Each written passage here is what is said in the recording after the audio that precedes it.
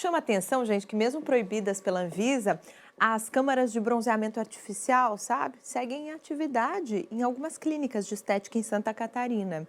Júlia de Voazan, conta para nós o que o Procon diz sobre isso.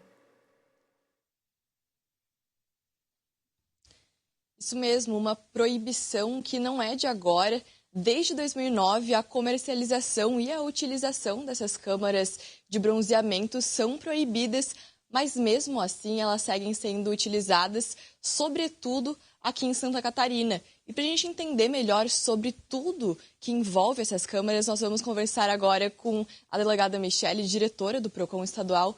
Delegada, eu queria que a gente começasse falando sobre os riscos à população. Mais de 75% de chance de câncer de pele após a utilização, mas mesmo assim muitas pessoas ainda não sabem dos riscos e também dessa proibição. Então, esse procedimento que as pessoas acham que é muito simples, né, é extremamente nocivo à saúde das pessoas, principalmente gente jovens que acabam optando por esse tipo de tratamento. Foi feito um estudo pela Sociedade Brasileira de Dermatologia e também Oncologia de que realmente esse procedimento causa câncer e as pessoas acabam desconhecendo, porque não há uma informação clara e precisa, assim como o Código de Defesa do Consumidor exige, e é por essa razão que o Procon é contrário, então, a esses procedimentos e fizemos, então, essa operação o ano passado, que envolveu mais de 30 municípios, oportunidade em que nós interditamos vários locais que estavam realizando esse tipo de procedimento. E apesar dessa liberação, existem ainda estabelecimentos que têm uma certa liberação. Então, eu queria que a gente entendesse melhor sobre isso, quais são os critérios e se realmente é liberado.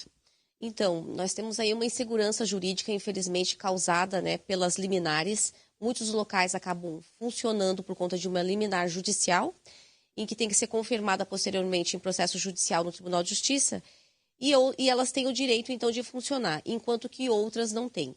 Acaba gerando aí uma concorrência desleal, tem gente ganhando, né, mais clientes do que outros, então é importante que esse assunto, né, seja, agora nós temos esse projeto de lei também que está em andamento, que as pessoas tenham essa informação, né, e elas optem por não fazer, e essa decisão judicial que de repente tem eventualmente concedido a liminar, que ela seja revertida. Inclusive nós já fizemos esse pedido ao Tribunal de Justiça, porque realmente gera uma insegurança jurídica e as pessoas acabam confundindo sobre a legalidade desse procedimento. E esse projeto de lei que a senhora falou é para a liberação do uso dessas máquinas, dessas câmeras. E a gente precisa entender que não é só numa questão de liberdade de mercado, mas sim da saúde e a segurança da população.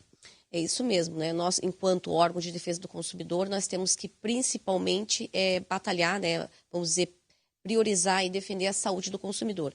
Considerando que é uma temática, né, que está envolvendo aí muitas, vamos dizer, divergências, nós nos posicionamos contrários pela legalidade e esse equipamento, ele no Brasil hoje não é produzido. Tem que ter um técnico para fazer a aferição desses raios do quantitativo. Então não é tão simples assim qualquer pessoa. Tem que ter uma habilitação específica, essa máquina ela tem que estar realmente atestada. E hoje nós não temos técnico no Brasil. Então, é algo que tem que ser considerado para aqueles que defendem, então, essa legalização. Mas, enquanto não houver, é proibido e o Procon vai atuar nesses casos de denúncias desses estabelecimentos utilizando.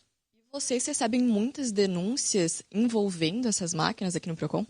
Recebemos, inclusive, de pessoas queimadas, né, porque pessoas que não tinham habilidade fizeram também em alta quantidade de raios e também em quantitativo de vezes, e aí estão respondendo a processo administrativo. Nós interditamos alguns estabelecimentos, outros estão com liminares, então fica aí essa celeuma em que nós estamos aí, de certa forma, combatendo algo que, por uma decisão judicial, está sendo permitido. Para a gente fechar, apesar dessa proibição, o que precisa agora também é uma força-tarefa para as pessoas receberem informação. Isso, a gente está trabalhando bastante nas nossas redes sociais, fazendo essa informação. A própria Sociedade Brasileira de Dermatologia e Oncologia também está conosco fazendo esse trabalho. Muitas pessoas que acompanham estão se prevenindo e também noticiando isso. É bom que a imprensa também faça essa informação, porque muitas pessoas acabam fazendo sem saber a nocividade desse procedimento. Muito obrigada, delegado. Então é isso, um procedimento que pode parecer simples, né? Esse benefício estético, mas que, na verdade, nas camadas mais interiores podem ter malefícios muito graves à nossa saúde. Fica aqui a orientação e a prevenção à população. Volta ao estúdio.